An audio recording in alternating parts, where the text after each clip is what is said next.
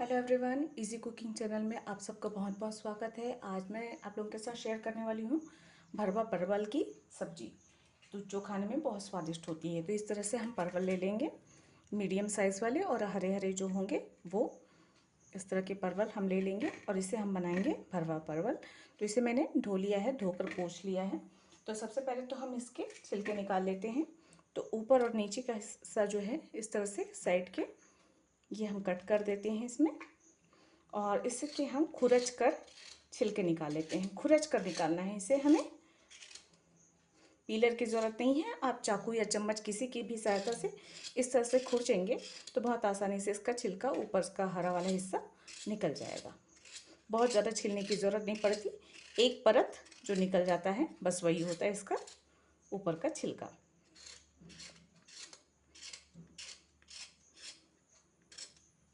जितनी धारियाँ होती हैं ये सारी पूरी निकल जाती हैं और पूरा ग्रीन कलर निकल जाता है इस तरह से।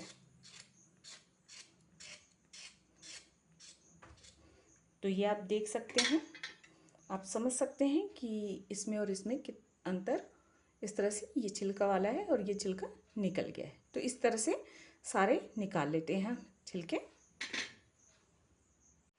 तो देखिए इसे पूरा निकाल लेंगे और उसके बाद इसका जो है इसे एक बार धो लेंगे। अब धोने के बाद इसे हम बीच से चीरा लगा लेंगे कुछ इस तरह से। पूरा नहीं कट करना है, हमें आधा ही कट करना है, नीचे का हिस्सा जुड़ा हुआ रहे ये ध्यान रखना है। इस तरह से कट जाए ये देख लेंगे। उसके बाद हल्का सा चाकू से इसे खुरच लेंगे और इसका बीच का हिस्सा निकालेंगे। इसके निकालने के लिए चम्मच की डंडी काफ़ी बेहतर होती है। इस तरह से खुरच कर आप निकाल सकते हैं बहुत आसानी से। और इसे हम एक प्लेट पे ही रख लेते हैं। अगर बीज कड़े हो गए हैं और काले हो गए हैं तो उसे हम नहीं डालेंगे। चम्मच की डंडी से इस तरह से खुरच कर निकालने से सारा इसका बीज का गूदा जो है अच्छे से निकल जाता है और बहुत आसानी से निकल जाता है। आप चाहें तो चाकू की सहायता से भी निकाल सकते हैं। देखिए इस तरह से। और ये बीज जो है वाइट है, ज़्यादा कड़े नहीं है, तो इसका उपयोग हम कर सकते हैं। और अगर आप चाहें तो इसमें से बीज छांट कर निकाल भी सकते हैं अगर बहुत ज़्यादा सख्त हैं बीज। तो इसी तरीके से हम सारा निकाल लेंगे।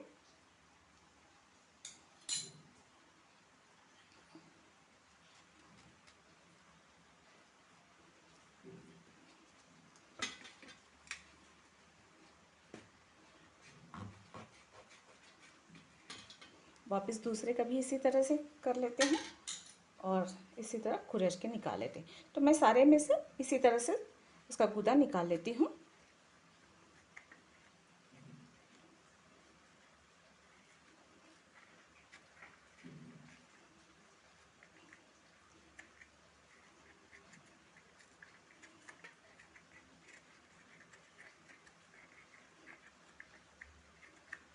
देखिए ये भी निकल गया पूरा। इसी तरीके से सारा हम गूदा निकाल लेते हैं। तो देखिए इस तरह से मैंने सारे अंदर से गूदा निकाल लिया है और इस तरह से कट करके रख लिया है। सारे गूदे को अलग से निकाल के रख लिया है। इसमें जो मोटे बीज वाले थे वो मैंने हटा दिए हैं क्योंकि वो अच्छे नहीं लगते, बीच में खाने पे आते हैं। तो आप चाहे तो डाल सकते हैं, आप चाहे तो ना डालें, ये भी है। और जो सॉफ्ट वाले गूदे हैं इसे हम इसके मसाले के भरावन में ही डालेंगे और इसको यूज़ कर लेंगे। तो चलिए इसके लिए जो मसाले चाहिए वो मैं आपको बता देती हूँ। इसे हम रख देते हैं साइड पे। मैंने यहाँ पे लिया है 2 मीडियम साइज़ के प्याज जिसे बारीक कट कर लिया है, 7-8 लहसुन की कलियाँ, 1 हरी मिर्च और 1 इंच अदरक के टुकड़े को मैंने इस तरह से दरदरा कूट लिया है। आप चाहें तो चिकना भी पीस सकते हैं। 1 चम्मच मैंने बेसन लिया है। अगर आप प्याज या लहसुन नहीं डाल रहे हैं तो बेसन की मात्रा 2 से 3 चम्मच ले सकते हैं। और अगर हाँ प्याज नहीं डाल रहे हैं तो आप चाहें तो 1 से 2 उबले हुए आलू डाल सकते हैं ताकि मसालों में एक बेस बन सके।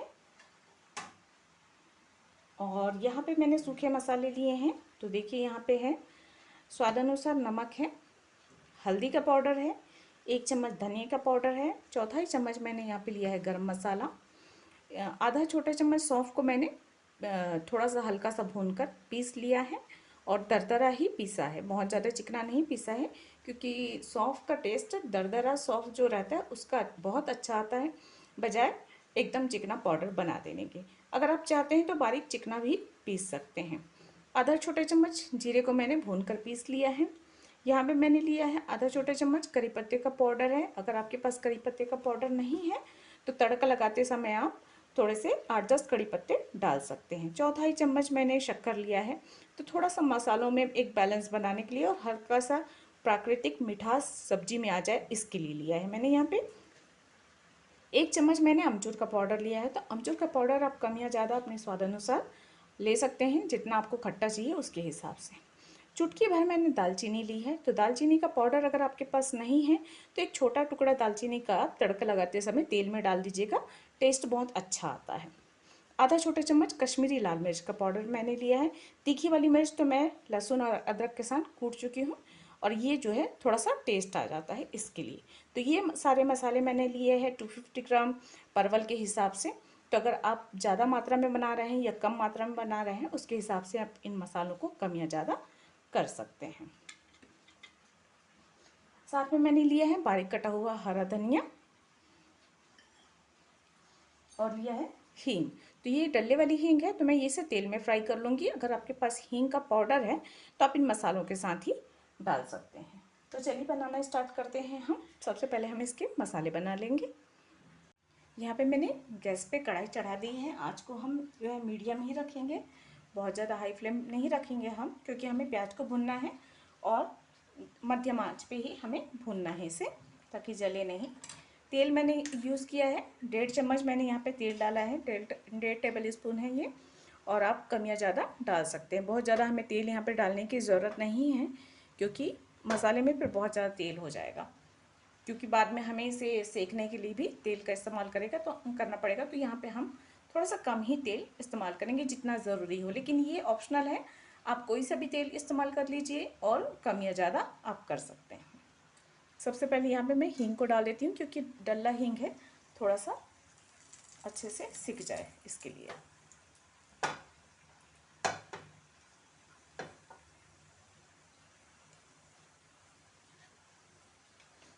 अब इसमें हम डाल देते हैं प्याज।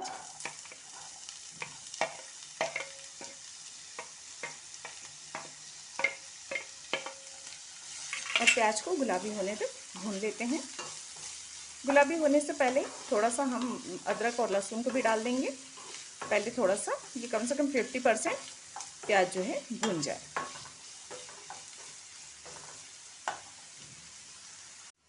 देखिए प्याज में हल्का सा गुलाबी बनाना शुरू हो चुका है। तो यहाँ पे हम डाल देते हैं लहसुन और अदरक को।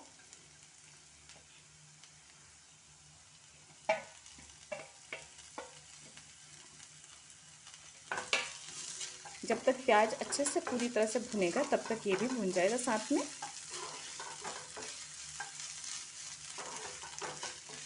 मिर्ची आप 1 या 2 अपनी इच्छा अनुसार, स्वाद अनुसार डाल सकते हैं, जितना आपको तीखा खाना हो।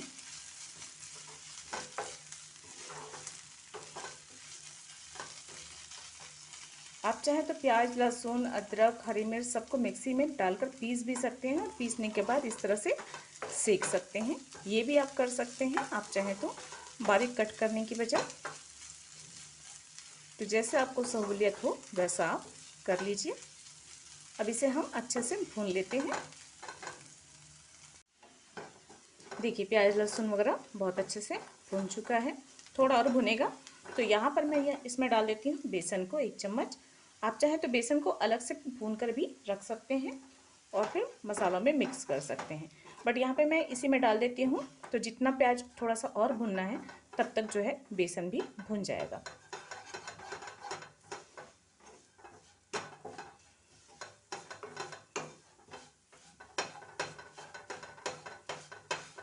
बस यहाँ पे ध्यान रखिएगा कि बेसन में गांठें नहीं पड़े, गुठलियाँ जो है अच्छी नहीं लगेंगी फिर। तो इस तरह से दबाते हुए भून लीजिए।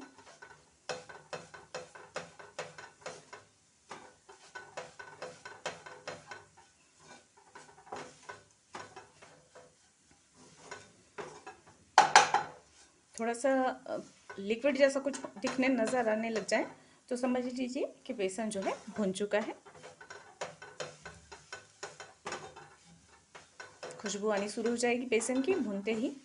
बस 1 मिनट लगेगा इतना बेसन में भुनने में, बहुत ज़्यादा वक्त नहीं लगेगा।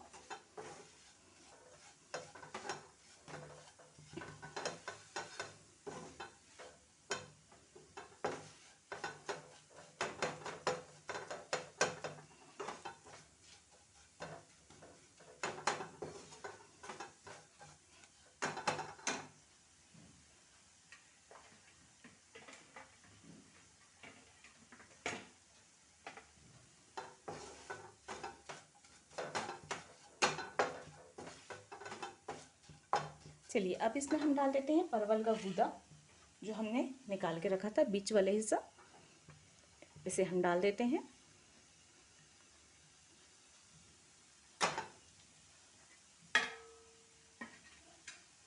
जो लोग इसे नहीं डालना चाहते हैं वो लोग चाहें तो उबले हुए आलू डाल सकते हैं, दो मीडियम साइज़ के, या आवश्यकता अनुसार उबले हुआ आलू डाल सकते हैं, तो टेस्ट भी अच्छा आ जाएगा और जो है मसालों का एक बेस मिल जाएगा। ये आप कर सकते हैं। अब इसे हम ढककर 2 से 3 मिनट पका लेते हैं, ताकि जो परवल के गूदे हैं और अच्छे से पक जाएं। प्याज वगैरह तो सब पक चुका है, बस ये पक जाए इसके लिए एकदम धीमी आंच पे हम इसे ढककर 2 मिनट पका लेते हैं। चलिए चेक कर लेते हैं, 1 से 1.5 मिनट हो चुके हैं। बहुत ज़्यादा हमें इसे पकाने की ज़रूरत नहीं, बस हल्का सा ये बेसन भी साथ में भून चुका है, खुशबू बड़ी अच्छी आ रही है इसकी, और ये भी हल्का सा सॉफ्ट हो गया है। बाकी तो ये जब परवल पकेगा तो साथ साथ पक ही जाएगा। हमने बस मसालों के साथ अच्छे से मिक्स हो जाए इसके लिए थोड़ा सा, देखिए यहाँ पे ये ध्यान रखिएगा जब आप इसे गूदे को डालकर पका रहे हो तो जलना नहीं चाहिए मसाला। अगर आपको ऐसा महसूस हो कि मसाला जल सकता है तो इसमें आप 1 से 2 चम्मच पानी इस्तेमाल कर सकते हैं, पानी डाल दीजिएगा, ताकि मसाला गीला भी नहीं हो और जो है पक जाए और जले भी नहीं। तो इस बात का ध्यान रखिएगा। तो ये लगभग पक चुका है। अब इसमें हम डाल देते हैं सारे सूखे मसाले जो हमने निकाल के रखे हैं। ये सारे के सारे मसाले हम इसमें डाल देते हैं।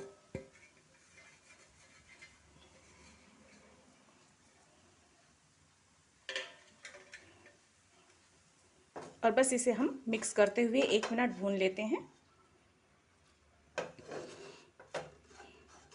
ताकि मसाले में भी जो हल्का कच्चापन है वो दूर हो जाए और खूब अच्छे से भून जाए और आपस में अच्छे से मिक्स भी हो जाए।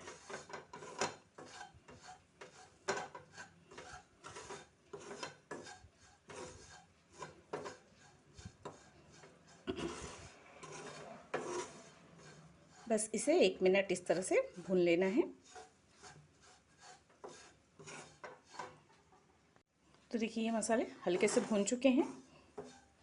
अब यहाँ पे मैं धनिया पत्ती भी इसी में डाल देती हूँ, ताकि हरा धनिया का स्वाद भी अंदर अच्छे से आए मसालों में। आप चाहें तो हरा धनिया जो है आप बाहर से भी डाल सकते हैं पूरी तरह से परवल पक जाने के बाद, लेकिन मसालों के अंदर जो आता है टेस्ट वो भी बहुत अच्छा लगता है, तो इसलिए मैं यहाँ पे मसालों के साथ ही हरा धनिया भी मिक्स कर रही हूँ। अब इसे ज़्यादा नहीं पकाना है हमें, बस कुछ सेकंड्स तक चला लेते हैं। गैस हम कर देते हैं बंद, और बस कुछ सेकंड चलाने के बाद इसे हम प्लेट में निकाल कर हल्का ठंडा कर लेते हैं, क्योंकि ये बहुत गर्म है और इसे हमें परवल पे भरना है, तो इतना गर्म तो हम भर नहीं सकते। तो थोड़ा सा हल्का ठंडा हो जाए उसके बाद हम इसे परवल के अंदर भरेंगे। तो देखिए ये मसाला हल्का सा ठंडा हो चुका है। आप हाथ से टच करेंगे तो ये थोड़ा सा ठंडा हो चुका है। अब इसमें से हम एक एक परवल लेते जाएंगे, और या तो आप चम्मच की सहायता से इस तरह से डाल दीजिए इसके अंदर मसाले, या फिर हाथों की सहायता से अच्छे से इसके अंदर मसाले डाल दीजिए जितना आपको चाहिए। कुछ लोग कम मसाला वाला पसंद करते हैं, कुछ लोग खूब अच्छे से भरा वाला पसंद करते हैं, तो आप अपने स्वाद अनुसार इस तरह से डाल सकते हैं। और बस इसे इस तरह से पैक कर करके रखते जाइए।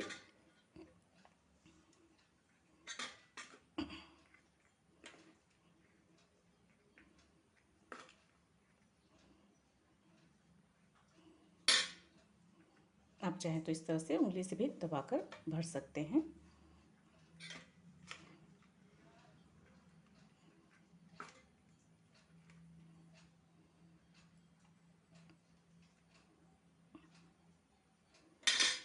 इस तरह से मैं सारे परवल में मसाले भर लेती हूँ।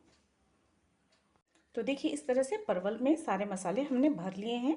अगर यहाँ पे तो मसाले नहीं बचे हैं, अगर आपके पास थोड़े से मसाले बच जाते हैं तो आखिरी में जब परवल पूरी तरह से पक जाता है, सिक जाता है, तो उन मसालों को ऊपर से छिड़क कर 2 मिनट उसे और सेक लीजिएगा। तो ऊपर से भी मसाले लिपट जाते हैं, तो वो भी अच्छा लगता है। अगर मसाले बच गए हों तो, नहीं तो इसमें पूरे भर जाते हैं तो कोई बात नहीं, आपको एक्स्ट्रा ऊपर से मसाला डालने की ज़रूरत नहीं है। तो चलिए इसे फ्राई कर लेते हैं। यहाँ पे मैंने उसी कढ़ाई में 2 चम्मच तेल डाल दिया है और गैस पे चढ़ा दिया इसे गर्म होने के लिए।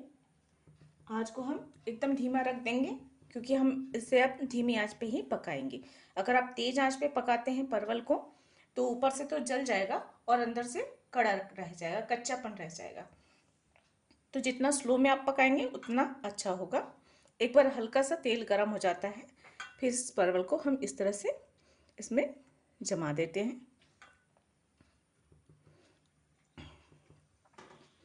ध्यान रखिएगा परवल को हमेशा धीमी आंच पे ही पकाना है, ताकि ये अच्छे से सिक भी जाए और पक भी जाए। बहुत ज़्यादा हमें इसे चलाने की ज़रूरत नहीं है, बस बीच बीच में हर दूसरे तीसरे मिनट में हम इसे पलटते जाएंगे, और वो भी बहुत हल्के हाथों से, ताकि मसाला बाहर ना आए। इस बात का हमें ध्यान रखना है। तो देखिए ये सारे जम गए हैं और बस इसमें हम ढक्कन लगा देते हैं, और ढक्कन लगाकर धीमी आंच पे हम इसे पकने देंगे। 2 से 3 मिनट के बाद इसे एक बार पलट लेंगे कुछ इस तरह से। तो इसे आराम से पकने देते हैं। 5 मिनट करीब हो चुका है, तो चलिए इसे ढक्कन हटाकर इसे देख लेते हैं और जो है पलट लेते हैं एक बार।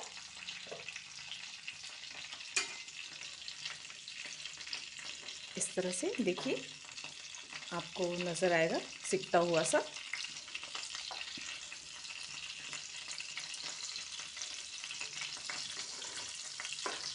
इसी तरह से सारा हम पलट लेंगे।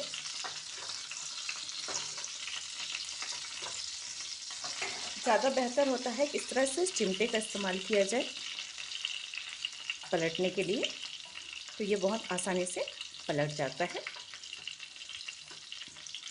चम्मच की बजाय बहुत आसानी से इसमें पलट जाता है।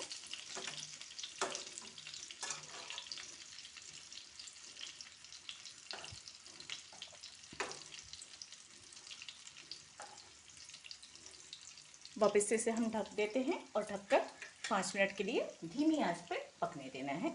धीमी आंच पे पकने का प्रभाव देखिए कि ये पकता भी जा रहा है और सिकता भी जा रहा है। अगर आप तेज आंच पे इसे पकाते हैं, सेकते हैं, तो ये ऊपर से सिक जाएगा लेकिन अंदर से कड़क रह जाएगा।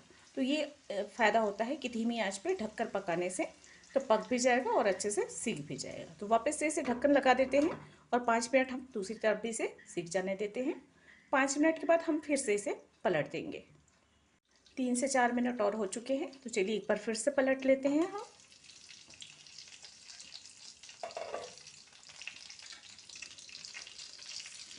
और देखिए इस तरह से ये सीख चुका है। अब इसे हम साइड की तरफ भी थोड़ा सा पलट देते हैं कुछ इस तरह से, ताकि जो है किनारे भी अच्छे से सीख जाए।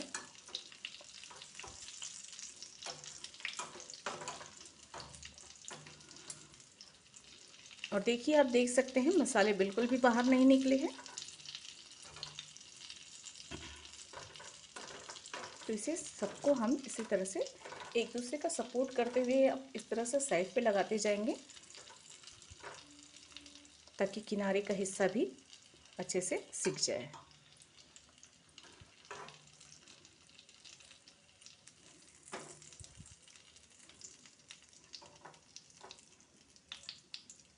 और वापस से इसे ढक देते हैं। वैसे ये अब बहुत सॉफ्ट हो चुका है, आप देख सकते हैं एकदम सॉफ्ट हो चुका है, मतलब पक तो चुका है। आप चाहें तो अब इसे जो है ये पूरी तरह से पक चुका है, इसलिए आप इसे खुला करके ही अच्छे से और अलट पलट करके सेक सकते हैं। आप चाहे तो इसे ढक्कन लगा के भी सेक सकते हैं।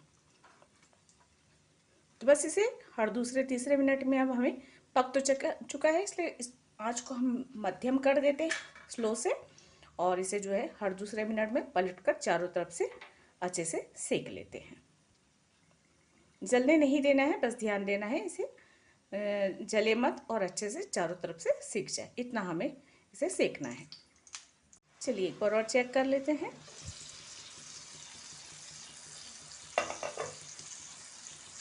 तो देखिए ये चारों तरफ से अच्छे से सीख चुका है पूरी तरीके से, और सॉफ्ट भी हो चुका है, मतलब पूरी तरह से पक भी चुका है। हम देख सकते हैं एकदम सॉफ्ट हो चुका है। तो ये पूरी तरह से बनकर रेडी है और इसके मसाले भी बाहर नहीं निकले हैं, आप देख सकते हैं।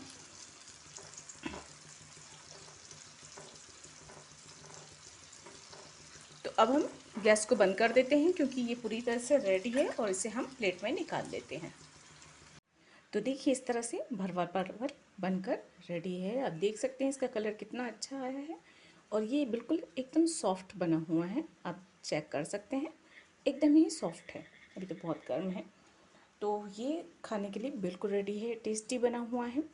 इसके मसाले भी पूरी तरह से अंदर भरे हुए हैं, बाहर नहीं निकले हैं। तो ये खाने में बहुत मज़ेदार लगने वाले हैं। तो आप इसे चावल या चपाती पराठे किसी भी चीज़ के साथ खाइए, बहुत स्वादिष्ट लगेगा ये। और खाकर बनाइएगा सबसे पहले तो, और बनाइएगा, बनाकर देखिएगा कैसा लगता है। और पसंद आए तो लाइक कीजिएगा वीडियो को, शेयर कीजिएगा वीडियो को अपने फैमिली एंड फ्रेंड्स के साथ, और सब्सक्राइब कीजिएगा मेरे चैनल को। और हाँ, कमेंट करके ज़रूर बताइएगा कि कैसे लगी ये रेसिपी।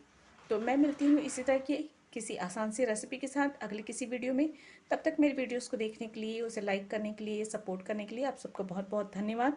Thank you. नमस्ते।